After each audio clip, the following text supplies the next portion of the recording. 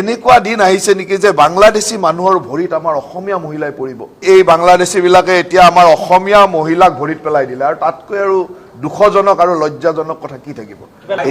এইটোতো আপুনি যিয়ে নকওক কিয় কংগ্ৰেছ আৰু AUDF আজমল এটা মুদ্ৰাৰ ইপিঠিৰ দৰে, কিন্তু যি নহওক তেওঁলোকেতো লগ হৈ থাকিবই, তাত আমাৰ ক'বলগীয়া নাই। আৰু সেই আসনখন এনেকুৱা এখন আসন যে ইতিমধ্যে আমাৰ খিলঞ্জীয়া মানুহৰ পৰা সেই আসনখন লৈয়ে গৈছে। তেওঁলোকৰ জনসংখ্যাৰ জনগাঁথনিয়ে খিলঞ্জীয়া মানুহৰ আৰু তাত অস্তিত্ব নোহোৱা কৰি পেলাইছে।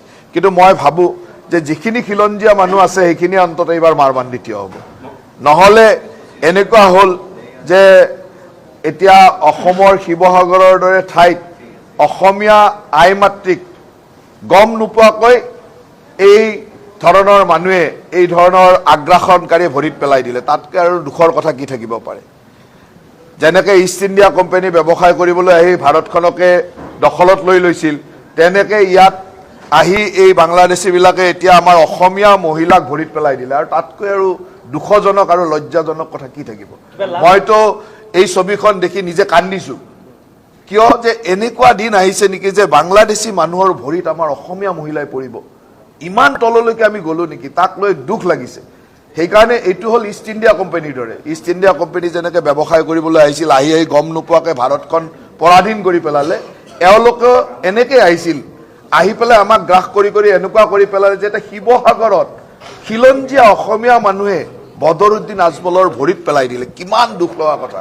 এই কথা আৰু সহ্য কৰিব নোৱাৰি। আৰু ইয়াতো যদি অসমীয়া মানুহৰ খিলঞ্জীয়া মানুহৰ মানে তেজ গৰম নহয়, তেতিয়াহ'লে আৰু মোৰ ক'বলগীয়া একো নাই। আৰু ইয়াক চাই থাকিব নোৱাৰি, ইয়াকতো একেবাৰে যোগ্য প্ৰত্যুত্তৰ আমি দিব লাগিব।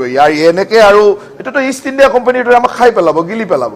গতিকে আমি তাৰ যোগ্য প্ৰত্যুত্তৰ দিবই লাগিব। আৰু তাৰ কাৰণে আপোনালোকে মাৰ বান্ধি থিয় হওক। মইতো ক'ম যে সংবাদ মাধ্যমে মাৰ বান্ধি থিয় হওক। যাৰ অসমীয়া তেজ আছে কমচে কম সেইবিলাক মানুহ মাৰ বান্ধি থিয় হওক। যাৰ আৰু অসমীয়া তেজ নাই তাৰ কথা বাদ দিছোঁ, কিন্তু অসমীয়া যাৰ লাচিতৰ তেজ আছে, চিলাৰায়ৰ তেজ আছে, সতী জয়মতীৰ তেজ আছে, তেনেকুৱা মানুহটো কিন্তু মাৰ বান্ধি থিয় হ'ব লাগিব। কাৰণ সেই দাড়ি টুপি বাংলাদেশীৰ তলত আমাৰ অসমীয়া মহিলাই ভৰিত ধৰিব, তাক আমি মানি ল'ব নোৱাৰোঁ আৰু মানি নলওঁ, কোনো কাৰণত মানি নলওঁ।